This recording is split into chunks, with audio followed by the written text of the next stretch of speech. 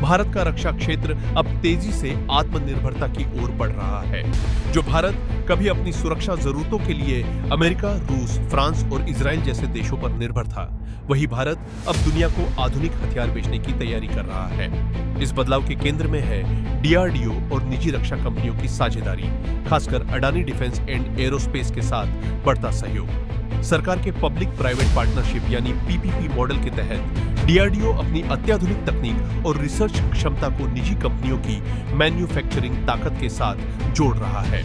DRDO के पास वैज्ञानिक विशेषज्ञता और एडवांस टेक्नोलॉजी है, जबकि निजी कंपनियों के पास बड़े स्तर पर उत्पादन, सप्लाई चेन और तेज डिलीवरी की क्षमता है। यही मॉडल भारत के रक्षा सेक्टर को नई गति दे रहा है। इस साझेदारी के तहत कई आधुनिक हथियार तैयार किए जा रहे हैं। इनमें naval antiship missile short range सबसे ज्यादा चर्चा में है। यह भारत की पहली स्वदेशी एयर लॉन्च एंटीशिप मिसाइल है, जिसे हेलीकॉप्टर से लॉन्च किया जा सकता है।